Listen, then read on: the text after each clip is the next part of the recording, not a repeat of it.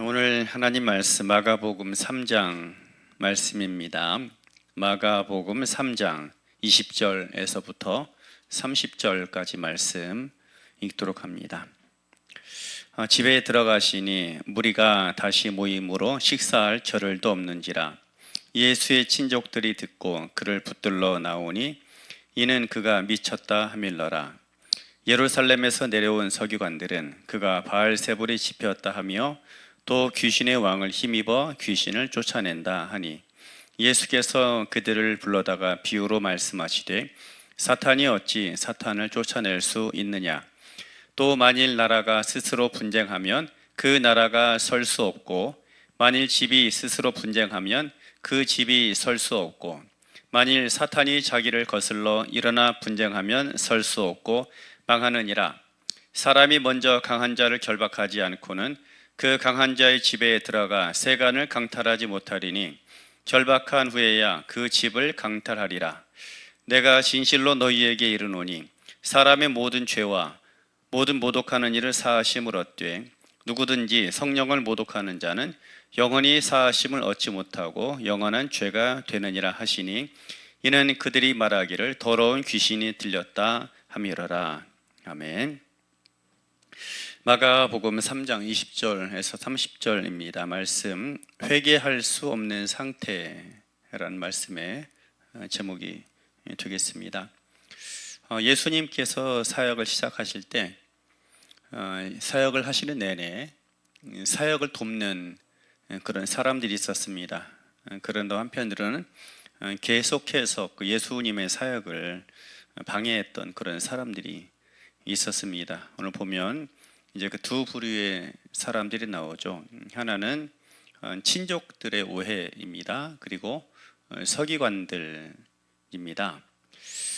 친족들이 예수님에 대해서 예수님이 드디어 이제 미쳤구나, 제정신이 아니구나, 그렇게 생각을 하게 됩니다. 왜냐하면 예수님께서 행하시는 이적은 참으로 놀라웠습니다. 그러나 예수님께서 하시는 말씀을 그 친족들이 도저히 이해하기가 어려웠고 납득하기가 어려웠기 때문입니다. 그래서 이제 친족들이 예수님을 붙들러 온 것이죠. 21절에 보니까 예수의 친족들이 그를 붙들러 나왔다. 왜 그런가 하면 그가 미쳤다 하미르라. 예수님께서 완전히 미쳤다라고 생각을 하고 예수님을 설득을 하든 아니면 붙잡아서 데리고 가든지 그렇게 하려고 했던 것입니다. 어떻게 보면 그 예수님의 사역에 있어서 가장 큰 힘이 되어야 할 사람들이 예수님의 아마 일가 친족일 것입니다. 그런데 그들이 이제 예수님의 사역을 가로막는 그런 일을 하게 되었던 것이죠. 아마도 다른 이들보다는 내가 저 사람을 더 잘 안다라는 그런 생각 때문이었던 것 같습니다. 간혹 우리들도 그런 일이 있습니다. 내가 무언가를 안다, 저 사람에 대해서 아니면 그 사건에 대해서 내가 무언가를 안다라고 생각하지만 그 조금 아는 것이 오히려 우리를 더 무지하게 하고 오해로 이끌어 가기도 합니다. 그러다 보면 이제 그 상대방을 돕는 것이 아니라 그 상대방 오히려 방해를 할 수도 있는 것이죠. 예수님의 친족들이 바로 그랬다라는 것입니다. 거기까지는 어느 정도 이제 충분히 이해를 할 수가 있을 것입니다. 그런데 두 번째 부류의 사람들이 문제였습니다. 이들은 서기관들이죠. 본문에 보면은 예루살렘에서 온 사람들이다라고 이야기를 합니다. 예루살렘에서 왔다라는 것은 어떤 의미인가 하면 이 사람들이 그 당시에 정통파 유대인이다 라는 것이죠. 그리고 그들의 말과 행실에 상당히 권위가 있는 사람이다 라는 그런 표현이기도 한 것입니다. 그들이 와서 예수님의 사역을 살펴보았습니다. 그런데 그 사역이 너무나 놀라웠던 것이죠. 여태까지 그들이 한 번도 들어본 적이 없고 경험해 본 적이 없었던 사역을 예수님께서 하셨기 때문입니다. 그런데 문제는 이들이 예수님의 사역에 대해서 말하기를 예수님이 귀신 들렸다라는 거죠.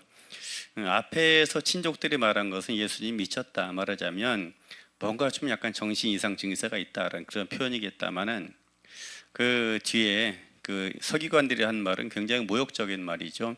예수님이 귀신에 사로잡혀서 이제 귀신의 힘을 빌려서 귀신을 내어 쫓고 이적들을 행한다라는 것입니다. 그래서 예수님께서 그들의 이야기를 듣고 불러다가 이제 한편으로 야단을 치시고 책망하셨던 것이죠. 사탄이 어찌 사탄을 쫓아낼 수 있느냐? 뭐 그렇게 되면 그 나라가 망하지 않겠느냐? 그러므로 내가 진실로 너희에게 이르는데 사람의 모든 그 일들은 죄사함 받을 수 있지만 성령을 모독하는 자 영원히 사하심 받지 못한다. 그 성령의 사역을 부정하는 자에 대해서 영원히 용서할 수 없다. 하나님 용서하지 않는다. 그런 말씀인 것 같습니다. 이른바 이제 성령 회방죄인 것입니다.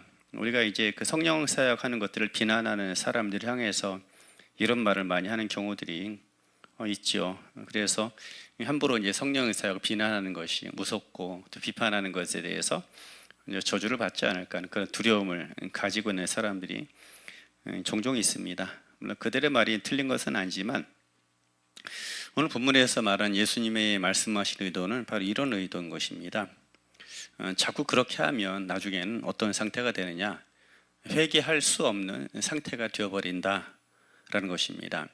하나님께서 그 사람을 용서하지 않는다라는 것은 너가 아무리 회개하려고 해도 내가 너를 결코 용서하지 않아. 용서하지 않기로 작정을 해서 그런 의미로 말씀하는 것이 아닙니다. 말하자면 회개할 수 없는 상태로 들어가는 것을 이야기를 합니다. 사람들이 큰 착각 중에 하나가 바로 이거죠. 나는 언제든지 되돌이킬 수 있다. 마음만 먹으면 언제든지 새로워질 수 있다라고 생각을 합니다. 그런데 사람이 사람을 잘 알지 못합니다. 자기 자신을 알지 못하고 그 인생의 길에 대해서 알지 못합니다. 우리가 걸어가는 길은요, 계속 걷다 보면 나중에는 내가 맨 처음에는 스스로 선택한 길처럼 보이지만 계속 그 길을 걷다 보면 나중에는 그 길에 붙들리게 됩니다. 그 뒤로는 내가 돌이키고 싶어도 그 길에서 결코 벗어날 수 없는 그런 상태가 되는 것입니다. 그래서 우리들이 좋지 않은 길을 걸어간다라고 할 때 할 수 있는 한 최대한 속히 그 길에서 벗어나야 합니다. 또 즉시로 되돌이킬 수 있어야 합니다. 왜 그런가 하면 그 길을 계속 걷다 보면 결국엔 그 길에 붙들려서 돌이키고자 해도 돌이킬 수 없고 그 길 끝에 멸망이 기다리고 있다는 것을 뻔히 알고 있어도 결코 그 길을 벗어날 수 없고 결국에는 계속 그 길을 갈 수밖에 없다라는 것입니다. 바로 그런 상태를 이야기를 하는 거죠. 말하자면 회개할 수 없는 상태, 돌이킬 수 없는 상태가 되어버릴 것이다. 그런 이야기인 것입니다.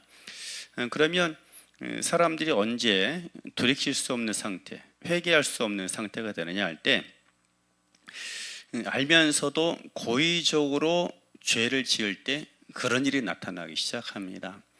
우리가 알지 못하는 상태에서 저지르는 그런 죄들이 있습니다. 뭐 굳이 이야기하면 자범죄라고 이야기를 할 수 있겠죠.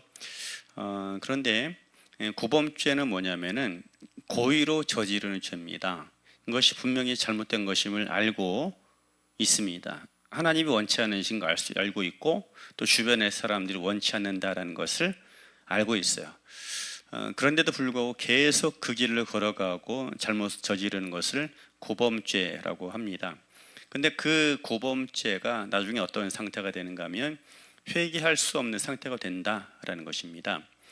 예수님께서 서기관들에게 왜 그런 말씀하셨는가 하면 이 서기관들이 예수님을 일컬어서 사탄의 힘을 입어서 귀신을 내어 쫓는다 했기 때문입니다. 그럼 이들이 그러면 예수님 하시는 역사를 볼 때 정말로 사탄의 힘을 힘입어서 귀신을 내어 쫓는다라고 생각했느냐? 그렇지 않다라는 것입니다. 예수님 하셨던 일은 이게 정말 하나님께서 오신 사람이 아니면 할 수 없는, 도저히 부인할 수 없는 그런 사건이었던 것입니다. 하지만 다른 이가 아니라 바로 예수님께서 그 일을 하고 계셨기 때문에 그 일을 인정할 수가 없었던 것입니다. 그게 문제인 것입니다.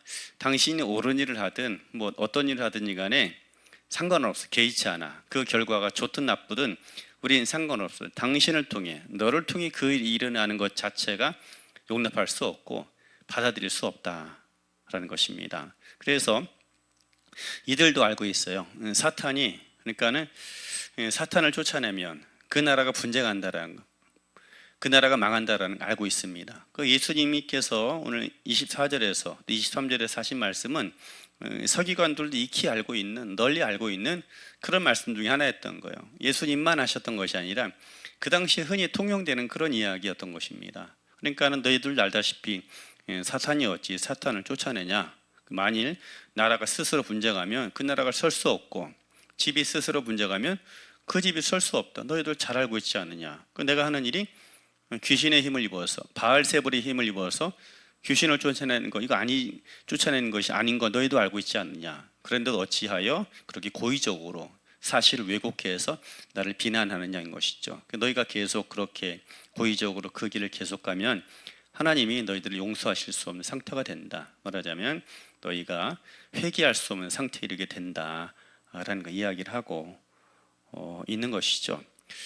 우리들이 이런 부분에 대해서 스스로 겸비함을 가져야 합니다. 중요한 것은 고의적으로 내가 아는 지식, 내가 아는 그 사실 때문에, 아니면 상대방을 인정할 수 없는 나의 교만함 때문에 고의적으로 사실을 왜곡하거나 받아들이지 않거나 오해의 상태로 계속 걸어가기로 작정하는 그런 경우들이 있습니다. 그리고 또 더 나가서 잘못된 판단, 잘못된 길인 줄 알면서도 계속 그 길을 걸어가게 되면 결국에는 회개할 수 없는 상태에 이르게 되리라 하는 것입니다. 우리가 실수할 수 있고 때에 따라 원치 않지만 이런저런 잘못과 실수를 저지를 수 있습니다. 실수를 피할 수 없는 것이 바로 인간이기 때문입니다. 하지만 돌이킬 수 있어야 합니다. 그리고 잘못된 길인 줄 알면서 계속 그 길로 걸어가는 것을 피해야 합니다. 그래야 할 때 우리들이 일상의 삶과 또 경건을 통해서 더 온전해지고 또 주님께서 우리를 쓰실 만한 그런 사람으로 새롭게 될 수가 있는 줄로 믿습니다. 바라건대 회개할 수 없는 상태에 이르는 자들이 아니라 언제라도 돌이키고 날마다 새로워짐을 힘입는 그런 하나님의 사람이 되기를 예수님 이름으로 축원합니다.